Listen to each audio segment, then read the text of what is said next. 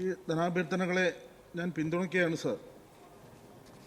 Sir, ഇവിടെ കേരളം നമ്മൾ നേരത്തെ പലപ്പോഴും കേരളം വ്യവസായത്തിന് അത്ര പറ്റിയ നാടല്ല എന്നുള്ള നിലയിലുള്ള ചില തെറ്റായ കാഴ്ചപ്പാടുകളിലൂടെ ഉണ്ടായിരുന്നു സാർ. എന്നാൽ കഴിഞ്ഞ 8 വർഷക്കാലത്തെ ഈ 2 ഗവൺമെൻറ്റുകളുടെയും വളരെ കൃത്യമായ ഇടപെടലിൻ്റെ ഭാഗമായി ഇന്ന് രാജ്യത്തെ ഏറ്റവും വ്യവസായ സൗഹൃദ അന്തരീക്ഷം നിലനിൽക്കുന്ന ഒരു സംസ്ഥാനമായി നമ്മുടെ ഈ കൊച്ചു കേരളത്തെ മാറ്റാൻ വേണ്ടി സാധിച്ചിട്ടുണ്ട് സാർ. ഇവിടെ നമ്മൾ പരിശോധിക്കേണ്ടത് ഇപ്പോൾ കഴിഞ്ഞ ഗവൺമെൻറ്റിൻ്റെ കാലത്തും പിന്നീട് ഇപ്പോൾ 2ാം പിണറായി ഗവൺമെൻറ്റിൻ്റെ കാലത്തും വ്യവസായികളെയും സംരംഭങ്ങൾ തുടങ്ങാൻ ആഗ്രഹിച്ചു വരുന്ന ആളുകളെയുമെല്ലാം പൂർണ്ണമായ വിശ്വാസത്തിൽ എടുത്തുകൊണ്ട് തന്നെയാണ് സർക്കാർ ഓരോ സമീപനങ്ങൾ സ്വീകരിച്ചിട്ടുള്ളത്. അവർക്ക് സർക്കാർ നിയമപരവും സാമ്പത്തികവും സാങ്കേതികവുമൊക്കെ ആയിട്ടുള്ള പൂർണ്ണമായ പിന്തുണ ആ സംരംഭകർക്ക് നൽകിക്കൊണ്ട് തന്നെയാണ് സാർ ഈ മുന്നേറ്റങ്ങളെല്ലാം ഉണ്ടാക്കിയെടുത്തിട്ടുള്ളത്. ഇപ്പോൾ നമുക്കറിയാം, ഈ കഴിഞ്ഞ 3 വർഷത്തെ മാത്രം ഒരു ചരിത്രം പരിശോധിച്ചാൽ ബഹുമാനപ്പെട്ട നമ്മുടെ വ്യവസായ വകുപ്പ് മന്ത്രി തന്നെ അത് ആദ്യം മുതലുള്ള ഇടപെടൽ പരിശോധിക്കുമ്പോൾ ഓരോ ജില്ലകളിലും അദ്ദേഹം മന്ത്രിയായതിനു ശേഷം ആ ജില്ലകളിലെ വ്യവസായികളെയും ഈ സംരംഭങ്ങൾ തുടങ്ങാൻ ആഗ്രഹിക്കുന്ന ആളുകളെയും ആ രംഗത്ത് നിൽക്കുന്ന മറ്റു വ്യക്തികളെയും ഉദ്യോഗസ്ഥരെയും അടക്കമെല്ലാം പങ്കെടുപ്പിച്ചുകൊണ്ട് മീറ്റ് ദ മിനിസ്റ്റർ എന്ന ഒരു പരിപാടി ആദ്യം സംഘടിപ്പിക്കുകയുണ്ടായി. ആ പരിപാടിയിലൂടെ ആ ജില്ലയുമായി ബന്ധപ്പെട്ടുകൊണ്ട് വ്യവസായികൾക്ക് പറയാനുള്ളത്, സംരംഭങ്ങൾ തുടങ്ങാൻ ആഗ്രഹിച്ച് കടന്നു വരുന്നവർക്ക് പറയാനുള്ളത്, അതോടൊപ്പം തന്നെ ഈ കാലാനുസൃതമായി വരുത്തേണ്ട മാറ്റങ്ങളെ സംബന്ധിച്ചെല്ലാം വളരെ കൃത്യതയോടുകൂടി അവരുമായി സംവദിക്കുകയും വളരെ ഗൗരവകരമായ ചർച്ചകൾ നടത്തുകയും ഒക്കെ ചെയ്തുകൊണ്ടാണ് ഇപ്പോൾ ആ പ്രവർത്തനങ്ങൾക്ക് ആരംഭം കുറിച്ചത്. ഇപ്പോൾ അതിൻ്റെ തുടർച്ചയിൽ നമുക്കറിയാം നമുക്കറിയാം ഇവിടെ പലപ്പോഴും പരിശോധിക്കുമ്പോൾ മികച്ച വ്യവസായ സൗഹൃദ അന്തരീക്ഷം രൂപപ്പെടുത്താൻ ഈ രംഗത്ത് ഏതാണ്ട് ഇപ്പോൾ കഴിഞ്ഞ വർഷങ്ങളുടെ ചരിത്രം പരിശോധിച്ചാൽ ഏതാണ്ട് 7 നിയമങ്ങളും 10 ചട്ടങ്ങളും ഭേദഗതി ചെയ്തുകൊണ്ടാണ് Kerala investment promotion and felicitation act നടപ്പിലാക്കിയത്. അത് വലിയൊരു മാറ്റമായിരുന്നു സാർ. ഇപ്പോൾ ഇവിടെ മുൻപ് സംസാരിച്ച പ്രിയപ്പെട്ട മഞ്ചേരി അംഗം ഉൾപ്പെടെയുള്ള പല ആളുകളും സംസാരിക്കുന്നത് കേരളത്തിൽ ഇപ്പോൾ വന്നിട്ടുള്ള മാറ്റങ്ങൾ ഒന്നും കാണാതെയാണ് ചില ആളുകൾ നിലപാട് സ്വീകരിച്ചു കൊണ്ടിരിക്കുന്നത്. നമ്മുടെ എല്ലാം മുമ്പിൽ ചില അനുഭവങ്ങളുണ്ട് സാർ. ഇപ്പോൾ ഞങ്ങളുടെ ജില്ലയിൽ നിന്നുള്ള ഒരു പ്രമുഖമായ ഒരു വ്യവസായി, അദ്ദേഹത്തിൻ്റെ പേര് ഞാൻ പറയുന്നില്ല, അദ്ദേഹമാണ് കേരളം വ്യവസായത്തിന് പറ്റിയ നാടല്ല എന്ന് പറഞ്ഞുകൊണ്ട് ഇന്ത്യയിലെ മറ്റൊരു സംസ്ഥാനത്തേക്ക് അദ്ദേഹം പോവുകയുണ്ടായി. അങ്ങനെ പോയ വ്യക്തിയെ സംബന്ധിച്ച് ഞാൻ ആരെയും വ്യക്തിപരമായി അധിക്ഷേപിക്കുന്നതല്ല. പിന്നീടുണ്ടായ ഒരു അനുഭവം എന്താണ് സാർ? ഇലക്ട്രൽ ബോണ്ടൊന്നും നൽകാതെ വ്യവസായം നടത്താൻ കഴിയുന്ന ഇന്ത്യയിലെ ഏക സംസ്ഥാനം ഇന്ന് കേരളമാണ് എന്നുള്ളത് നമുക്കെല്ലാം അഭിമാനത്തോടെ പറയാൻ വേണ്ടി കഴിയും സാർ.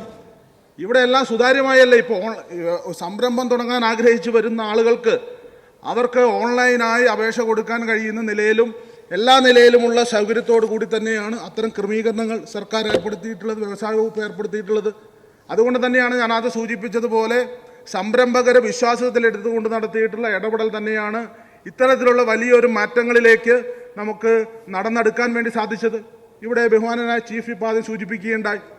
യാഥാർത്ഥ്യങ്ങളെ ഉൾക്കൊണ്ടുകൊണ്ട് എന്തെല്ലാം ഇന്നത്തെ കാലഘട്ടത്തിനനുസരിച്ച് ഈ രംഗത്ത് കൂടുതൽ മുന്നേറണമെങ്കിൽ എന്തെല്ലാം കാര്യങ്ങളിൽ നമ്മൾ ഭേദഗതി വരുത്തണം അല്ലെങ്കിൽ ഇടപെടണം എന്നുള്ളതിൻ്റെ കൃത്യമായ ഉദാഹരണം ഉൾപ്പെടെയാണ് ഞാൻ അത് സൂചിപ്പിച്ചത്.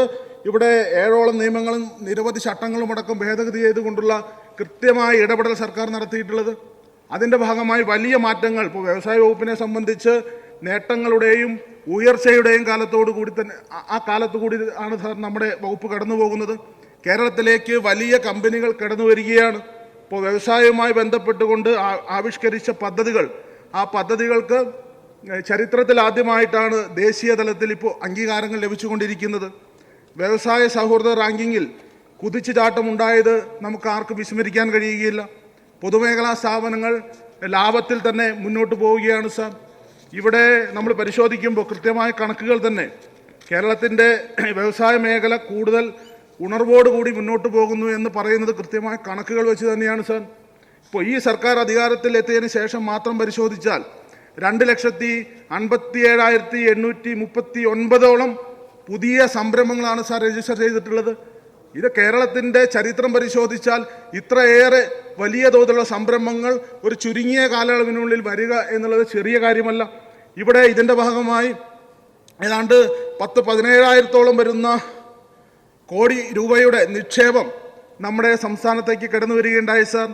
അതോടൊപ്പം തന്നെ ഏതാണ്ട് 5.25 ലക്ഷത്തോളം വരുന്ന പുതിയ തൊഴിലവസരങ്ങൾ ഇതുമായി ബന്ധപ്പെട്ടുകൊണ്ട് നമ്മുടെ സംസ്ഥാനത്ത് പുതിയതായി വരികയുണ്ടായി. ഞാനിപ്പോഴും ഓർക്കുന്നു സാർ, ഈ സംരംഭക വർഷം പദ്ധതിയുടെ ഭാഗമായി എറണാകുളത്ത് അവിടെ ജവഹർലാൽ നെഹ്റു സ്റ്റേഡിയത്തിൽ സംരംഭക വർഷത്തിൻ്റെ ഭാഗമായി ഈ സംരംഭകരുടെ സംഗമം സംഘടിപ്പിക്കുകയുണ്ടായി സാർ. ഈ പ്രതിപക്ഷമടക്കം അത് ബഹിഷ്കരിച്ചതാണ്. ഞാനിപ്പോഴും ഓർക്കുന്നു, ആ സംരംഭക സംഗമം സംഘടിപ്പിക്കുന്ന വേളയിൽ അവിടെ തടിച്ചുകൂടിയിട്ടുള്ള വന്നു ചേർന്നിട്ടുള്ള ആയിരക്കണക്കിന് സംരംഭകരിൽ ഏതാണ്ട് ഒരു 60%, 50-നും 60%-നും ഇടയിൽ സംരംഭകർ എന്ന് പറയുന്നത് വനിതാ സംരംഭകരാണ് സാർ. അപ്പോൾ ആ നിലയിൽ വലിയ പ്രോത്സാഹനമാണ് ഈ രംഗത്ത് ഗവൺമെൻറ് ഇപ്പോൾ കൊടുത്തുകൊണ്ട് മുന്നോട്ട് പോകുന്നത്. ഇപ്പോൾ കേരളത്തിൻ്റെ വ്യവസായ സൗഹൃദ അന്തരീക്ഷം ആ നിലയിൽ മുന്നോട്ട് പോകുമ്പോൾ മുമ്പെങ്ങും ഇല്ലാകാത്ത തരത്തിൽ ചെറുതും വലുതുമായ വ്യവസായ സ്ഥാപനങ്ങൾ കൂടുതൽ കരുത്താർജിക്കുന്നു എന്നത് ഒരു വസ്തുത തന്നെയാണ് സർ. ഇവിടെ ഇതിനെല്ലാം പുറമെ പുതിയ സംരംഭങ്ങൾ, ലക്ഷക്കണക്കിന് സംരംഭങ്ങളും പ്രവർത്തനം ആരംഭിക്കുകയാണ്. അനേകായിരം കോടിയുടെ നിക്ഷേപം വന്നു സർ. ഇതൊന്നും സ്വാഭാവികമായി സംഭവിച്ചതല്ല സർ.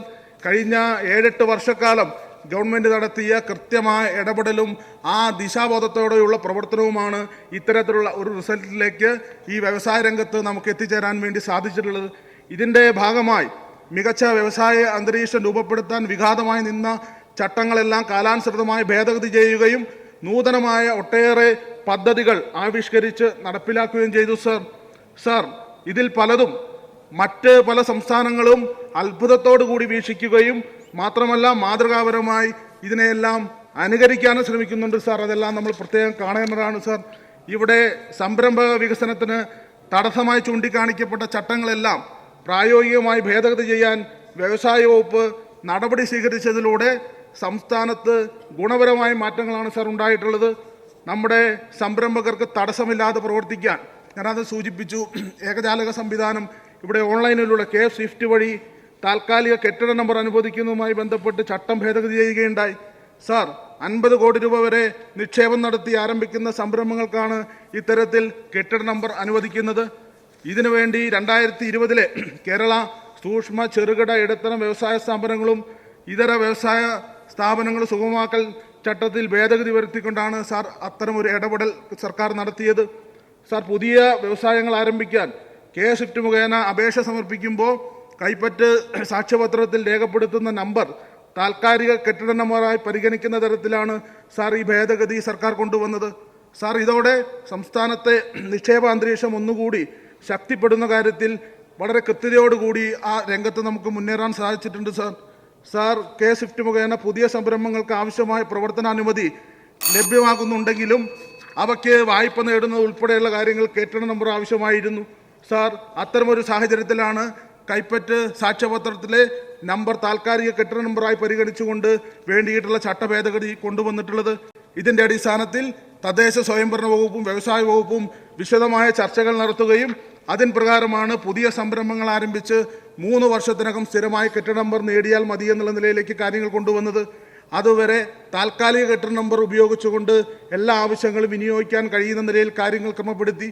ഇത്തരത്തിൽ മികച്ചൊരു വ്യവസായ സൗഹൃദ അന്തരീക്ഷം രൂപപ്പെടുത്താൻ ഈ രംഗത്ത് ഞാൻ ആദ്യം സൂചിപ്പിച്ച 7 നിയമങ്ങളും 10 ചട്ടങ്ങളും ഭേദഗതി ചെയ്തുകൊണ്ട് Kerala investment promotion and facilitation act നടപ്പിലാക്കിയത് ഒരു വലിയ മുന്നേറ്റമാണ് സാർ. അത് നമ്മൾ കാണാതിരിക്കരുത്. ഞാൻ സമയക്കുറവുകൊണ്ട് മറ്റു കാര്യങ്ങളിലേക്ക് കിടക്കുന്നില്ല സാർ. ഇവിടെ സൂചിപ്പിച്ചു, ആദ്യം 10 കോടി രൂപ വരെയുള്ള നിക്ഷേപം ഉള്ള സൂക്ഷ്മ ചെറുകിട ഇടത്തരം സംരംഭങ്ങൾക്ക് മുൻകൂട്ടി അനുമതിയില്ലാതെ തരത്തിലുള്ള ചട്ടം രൂപീകരിച്ചത്. MSMEകളുടെ നിക്ഷേപ പരിധി പിന്നീട് 50 ലക്ഷമായി ഉയർത്തുകയുണ്ടായി സാർ. സംരംഭം ആരംഭിച്ച് നിശ്ചിത കാലാവധിക്കുള്ളിൽ നടപടി പൂർത്തിയാക്കിയാൽ മതിയെന്ന വ്യവസ്ഥയോടുകൂടി തന്നെ അത്തരം ഇടപെടലുണ്ടായത് വലിയ കുതിപ്പാണ് സാർ ഈ രംഗത്ത് ഉണ്ടാക്കിയിട്ടുള്ളത്. അങ്ങനെ വളരെ കൃത്യതയോടുകൂടി തന്നെയാണ് ഓരോ സമയത്തും ഈ രംഗത്ത് ഗവൺമെൻറ് ഇടപെട്ടുകൊണ്ട് മുന്നോട്ട് പോകുന്നത് സാർ. ഞാൻ സമയക്കുറവുകൊണ്ട് മറ്റു കാര്യങ്ങളിലേക്കൊന്നും കിടക്കുന്നില്ല. ഈ മാറ്റങ്ങൾ കൂടുതൽ ഊർജവും വേഗതയും പകരുന്ന പദ്ധതികളുമായിട്ടാണ് വ്യവസായ വകുപ്പും സംസ്ഥാന സർക്കാരും കരുതലോടുകൂടി തന്നെ മുന്നോട്ട് പോകുന്നത്. അതിൻ്റെ വളരെ വ്യക്തമായ മാറ്റം ഈ രംഗത്ത് നമുക്ക് കാണാൻ വേണ്ടി സാധിക്കുന്നുണ്ട് സാർ എന്ന് കൂടി സൂചിപ്പിച്ചുകൊണ്ട് ഈ ധനാഭ്യർത്ഥനകളെ ഒരിക്കൽ കൂടി പിന്താങ്ങിക്കൊണ്ട് നിർത്തുന്നു സാർ.